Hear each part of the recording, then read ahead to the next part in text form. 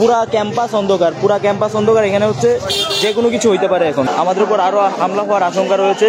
এলাকাবাসী তারা হচ্ছে প্ল্যানিং করে একদম লাইট বন্ধ করে আমাদের উপর হামলা করেছে এবং এখনও পরিস্থিতি বোঝা যাচ্ছে না কি হবে না হবে, কিন্তু আমাদের এখন আত্মরক্ষাটা ইম্পর্টেন্ট। আমাদের উপর তারা বিভিন্ন রকম অস্ত্রশস্ত্র নিয়ে হামলা করছে। আসসালামু আলাইকুম প্রিয় চট্টগ্রাম বিশ্ববিদ্যালয়ের শিক্ষার্থীরা, আমরা এখন চট্টগ্রাম বিশ্ববিদ্যালয় মেডিকেলে আছি। এখন আমাদের অনেক শিক্ষার্থীরা হচ্ছে 2 নম্বর গেটে আছে। আমাদের এখানকার অবস্থা ভালো না।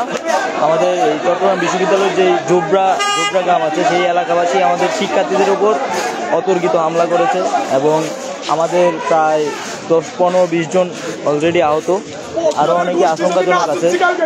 আর এখন যেটা আমাদের হেল্প লাগবে, যারা চট্টগ্রাম বিশ্ববিদ্যালয়ের শিক্ষার্থীরা আছেন চট্টগ্রাম ক্যাম্পাসে এবং আশেপাশে যারা আছেন সবাই ক্যাম্পাসে আসেন এবং আমরা 2 নম্বর গেটে এবং চট্টগ্রাম বিশ্ববিদ্যালয় মেডিকেলে আছি।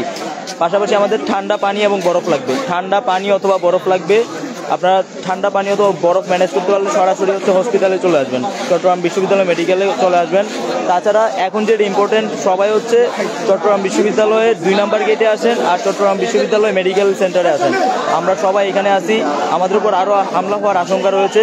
এলাকাবাসী তারা হচ্ছে প্ল্যানিং করে একদম লাইট বন্ধ করে আমাদের উপর হামলা করেছে এবং এখনও পরিস্থিতি বোঝা যাচ্ছে না কি হবে না হবে, কিন্তু আমাদের এখন আত্মরক্ষাটা ইম্পর্টেন্ট। আমাদের উপর তারা বিভিন্ন রকম অস্ত্রশস্ত্র নিয়ে হামলা করছে।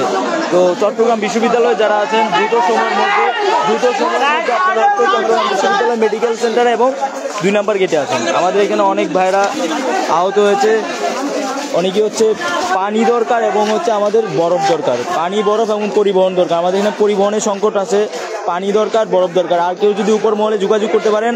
আমাদের বিশ্ববিদ্যালয় এখন বিদ্যুৎ বিচ্ছিন্ন আছে, আমাদের বিশ্ববিদ্যালয়ে বিদ্যুৎ নাই। বিদ্যুতের জন্য হচ্ছে আমরা পুরা ক্যাম্পাস অন্ধকার এখানে হচ্ছে যে কোনো কিছু হইতে পারে এখন। তো আপনারা প্রত্যেকে জায়গা থেকে এগিয়ে আসুন এবং আমাদের বিশ্ববিদ্যালয়ে যারা শিক্ষার্থী আছেন সবাই আসেন।